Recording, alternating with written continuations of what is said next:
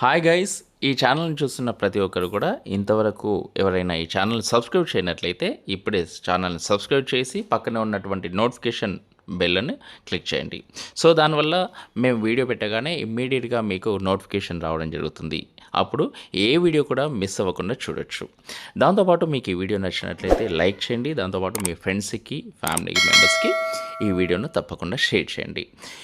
ఈ ఛానల్కి సంబంధించిన పేరులో, టైటిల్లో శివభక్త అని ఉండడం వల్ల ఈ వీడియో చూసే ప్రతి ఒక్కరు కూడా కింది కామెంట్ బాక్స్లో, వీడియో కింద కనిపించేటువంటి కామెంట్ బాక్స్లో ఓం నమ శివాయ అని కామెంట్ చేయడం మర్చిపోకండి. అరుణాచల క్షేత్రంలో గిరి ప్రదక్షిణ చేసే ముందు ఇక్కడ ఈ భూతనారాయణ టెంపుల్ను దర్శించాలి. ఎందుకంటే అరుణాచల క్షేత్రానికి ఈ భూతనారాయణుడు క్షేత్రపాలకుడు కాబట్టి, సో ఈ భూతనారాయణుడి అనుజ్ఞ తీసుకోవడానికి ఫస్ట్ ఇక్కడ దర్శించుకోవాల్సి వస్తుంది. ఇక్కడ దర్శించుకొని ఇక్కడ నుంచి తర్వాత ద్వంద్వ వినాయకుడు ఉంటాడు. ఆ ద్వంద్వ వినాయకుడిని దర్శించుకొని అక్కడ నుంచి రాజగోపురం నుంచి గిరి ప్రదక్షిణ అనేది స్టార్ట్ చేయాలి. అక్కడ నుంచి స్టార్ట్ చేసే ఈ గిరి ప్రదక్షిణ 14 కిలోమీటర్లు ఉంటుంది. ఈ 14 కిలోమీటర్లు గిరి ప్రదక్షిణ కంటిన్యూస్గా చేయాలి. చేసేటప్పుడు ఎవరు కూడా కాళ్ళకి చెప్పులు కానీ, సాక్సులు కానీ వేసుకోకుండా చేస్తే చాలా ఫలితం ఉంటుంది, చాలా పుణ్యం ఉంటుంది. ఇంకోటి ఏంటంటే, గిరి ప్రదక్షిణ చేసేటప్పుడు ఏవో ముచ్చట్లు పెట్టుకోవడమో, ఏవో జోకులు వేసుకోవడమో, నవ్వుకోవడమో ఇలాంటివి చేయకుండా మనసంతా కూడా మన మనస్సులో ధ్యానం చేయాల్సింది ఆ పరమశివుణ్ణి. ఓం అరుణాచల శివాయ నమః లేదా ఓం నమ శివాయ అంటూ మనసులో ఆ పరమశివుణ్ణి జపిస్తూ ధ్యానం చేసుకుంటూ ఈ గిరి ప్రదక్షిణ 14 కిలోమీటర్ల వలయాన్ని మనం చుట్టాల్సిన అవసరం ఉంది. సో ఆ విధంగా చేస్తేనే మనకు దీని ద్వారా వచ్చే మోక్షం అనేది లభిస్తుందన్నమాట. అయితే ఇక్కడ మధ్యలో అవోటి తింటూ ఆగుతూ చేయడం జరుగుతుంది. సో ఆ విధంగా కూడా చేయొద్దు. ఎక్కడ కూడా ఆగకుండా కంటిన్యూస్గా ఏవి తినకుండా కేవలం ద్రవ పదార్థమైనటువంటి వాటర్, కొబ్బరి నీళ్ళు అలాంటివి మాత్రమే తీసుకోవాలంటే, అంతేగాని మరేవి కూడా తీసుకోకుండా తినకుండా ఉంటే చాలా మంచిది. పంచభూత శివలింగాలలో ఒకటి అరుణాచలంలోని అగ్నిలింగం. ప్రపంచంలోనే అత్యంత మహిమ కలిగిన పుణ్యక్షేత్రాలలో తిరువన్నమలై ఒకటి. దీనిని అరుణాచలం అని కూడా పిలుస్తారు. ఇక్కడ ప్రతి పౌర్ణమి రోజు అరుణాచల గిరి ప్రదక్షిణ చేస్తే 7 జన్మల పాపాలు తొలగిపోతాయని నమ్ముతారు.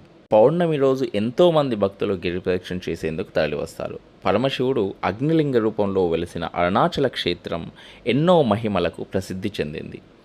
అరుణాచల గిరి ప్రదక్షిణ చేస్తే కోరిన కోరికలు నెరవేరుతాయని పండితులు చెబుతారు. శివనామస్మరణ చేస్తూ పున్నమి వెలుగులలో గిరి ప్రదక్షిణలు చేయడం వల్ల అనేక పాపాలు తొలగిపోతాయి.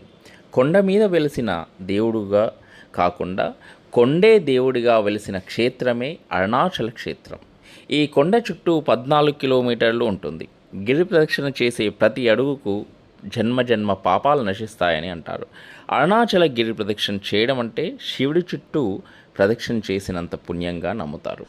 అయితే ఇవాళ మేము పొద్దున గిరి ప్రదక్షిణ చేస్తున్నప్పుడు, అనగా 18వ తేదీ జూలై 2025 రోజున పొద్దున 8 గంటల 6 నిమిషాల టైంలో నేను గిరి ప్రదక్షిణ చేస్తూ ఈ కొండను వీడియో తీస్తున్న టైంలో నాకు ఒక అద్భుతంలాగా ఈ కొండపైన ఒక జ్యోతి రూపంలో ఆ సాక్షాత్ పరమశివుడు కనిపించాడని నేను నమ్ముతున్నాను. అదే ఈ జ్యోతి. అరుణాచల గిరి ప్రదక్షిణ చేసేటప్పుడు కొన్ని నియమాలు తప్పనిసరిగా పాటించాలి. అలా పాటించినప్పుడే మీరు చేసే కార్యం నెరవేరుతుంది, పుణ్యఫలం కూడా లభిస్తుంది. గిరి ప్రదక్షిణలు చేసేటప్పుడు చెప్పులు లేకుండా నడవాలి. గర్భవతి ఎలా నడుస్తుందో ఆ విధంగా పరమేశ్వరుని తలుచుకుంటూ ఆయన నామాన్ని జపిస్తూ నెమ్మదిగా ప్రదక్షిణ చేయాలి. ఉదయం 9 లోపు గిరి ప్రదక్షిణ చేయడం మంచిదిగా చెప్తారు. గిరి ప్రదక్షిణ చేయాలనుకుంటున్న వాళ్ళు తమ వెంట ఎక్కువ బరువు ఉన్న వస్తువులు తీసుకెళ్లకుండా ఉండటమే మంచిది. ఎడం వైపు మాత్రమే ప్రదక్షిణలు చేయాలి. కుడివైపు సిద్ధులు, దేవతలు అదృశ్య రూపంలో ప్రదక్షిణ చేస్తుంటారని చెబుతారు. ఓం అరుణాచల శివ అని స్మరణ చేస్తూ గిరి ప్రదక్షిణలు చేయాలి. దారి మధ్యలో రమణ మహర్షి ఆశ్రమం తప్పక సందర్శించాలి.